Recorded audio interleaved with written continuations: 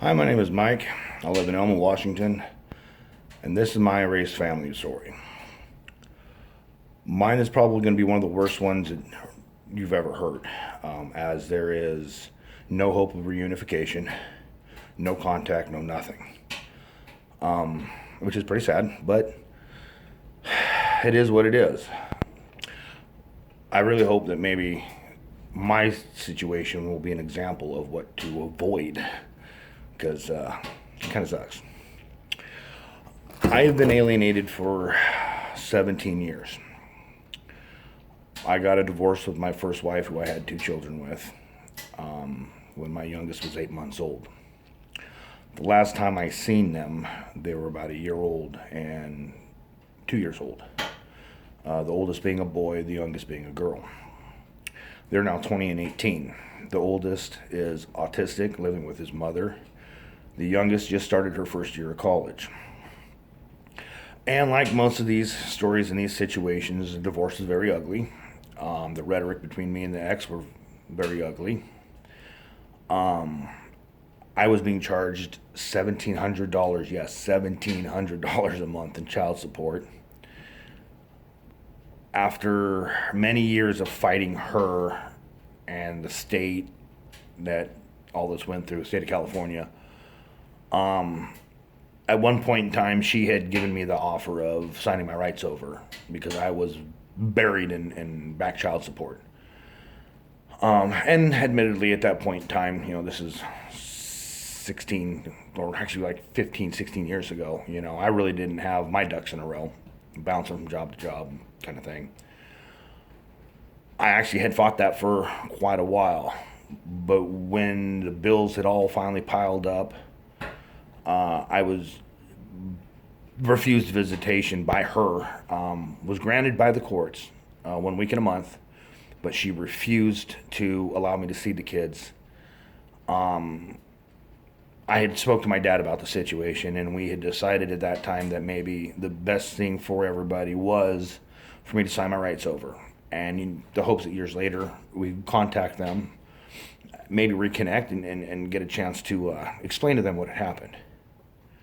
So I signed my rights over in 2006. It was, as far as my recollection is, a few months after that, they disappeared. Poof, gone. I had no idea where they were. They had left the state of California. Even my ex-wife's own family didn't know where they were at. Until maybe just a few years later, I had heard through rumors that they were in Indiana. Didn't know exactly where, but that's the state that they were in. A year ago this last Christmas, or let me back up, maybe around Halloween, my father and I had been having a conversation. And he just said, "Hey, man, what's going on with your kids?" I said, "Don't know, no clue." So we'll see what you can find out.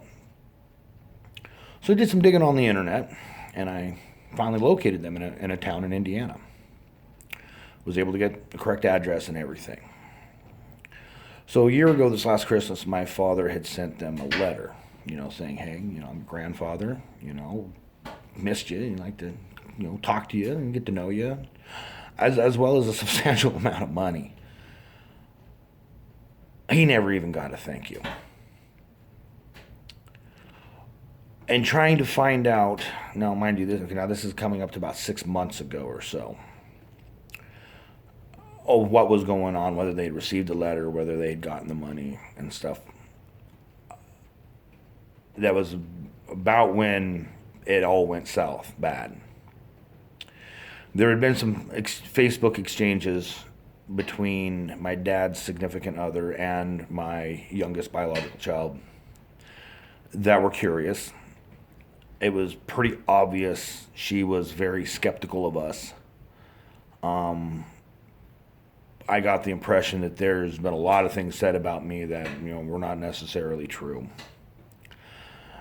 It finally kind of came to a head when I had made a personal comment on Facebook to my dad's significant other, his girlfriend, that I was trying to get word to my youngest through the college itself, having the college send her an email with my contact information, my email, my telephone, home address, in case you wanted contact. Because at that point in time, I would very much wanted to try and make contact, say, hey, maybe you're old enough now that you have an entire family. My dad, his girlfriend, my mother, her husband, my brother's sister, my nephew, you know,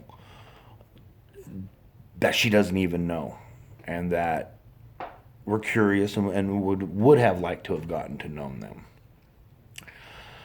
I got a message. The only words that my youngest has ever said to me was to give up, not to contact her again. She had a dad that she loved very much. And that was it. It's the last I've heard of them. Anything. She went so far as to delete all of her Facebook accounts and whatnot, afraid that I would contact her or somebody in my family would contact her. There will not be any reunification with me and these kids. Not only mainly because I know that they will never reach out to me, but I don't want any reunification. The damage is already done. It's too much. It's too far, too long. There will never ever be any kind of a relationship between me and the offspring. I don't even consider them my kids. I've kind of hardened up to them quite a bit. And I know there's going to be some people who think I'm in the wrong on this, but you also got to understand my position of the years of heartache and pain that I went through worrying about them, wondering what was going on, wondering if they were safe, recently finding out that my boy, the oldest one, when he was in his early teens, was having 14 seizures a day. I never knew that until a year ago. He's 20 now. That family has gone to astronomical lengths to make sure that I was never in their life for no other reason than spite. And because she could. Nobody would enforce anything. Nobody would hold her feet to the fire. And she was able to get away with it. And that's is what it is. It's a very unfortunate situation because I lost out on my chance to be a dad. I don't regret signing my rights over at all. Because I did it with the hopes that they would grow up in a stable, happy home. Because if I was involved the way their mother and I, no, it would not have been good. It would have been to their detriment. And the fact that, I'm a high school dropout. I work in the woods for a living as a logger. I make a good living. I'm a second generation logger. I love it. I wouldn't want to do anything else. I went to community college. My youngest kid's in a full-out university. More than anything I would ever imagine myself would be. And that's exactly what I had hoped for.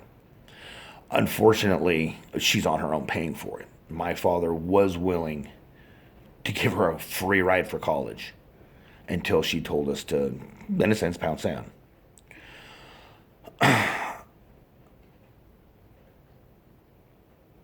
What I do regret is all the stuff that I missed out on. Yeah, maybe I didn't make the best decisions, but I did what I felt was best for them at the time, best for everybody at the time. Without being actually in the situation, it's hard to understand the pressures and the stress that I was dealing with at the time. There's a lot more that I didn't add, but we'd be here all night.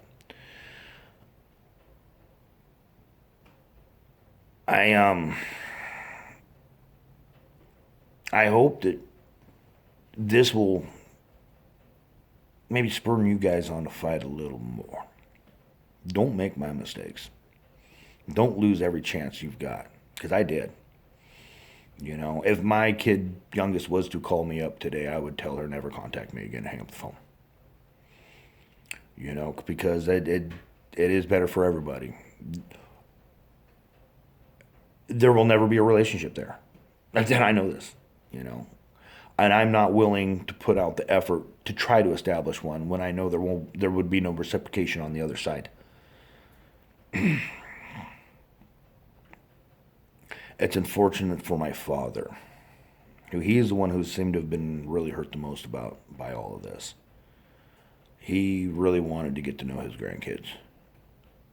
And Now that will never happen. He's dang near 70 years old. He's not going to be around much longer, unfortunately. You know, I love my father to death, but age is a killer. What can you say? And he will be long gone before they ever were to think of him again. And no, they would not find out about their death. If I was to keel over, they'll never find out about mine. They won't be notified. You know. Don't let yourselves become as hardened as I have about this thing. If you have a chance to fight for your youngsters, do it. If you have that little bit of contact with them, it may be slow, it may be hard, it may take a long time, but at least you've got that little bit that I don't. And that's my story. I have been erased. I will always be erased from them. Don't be me. Take care.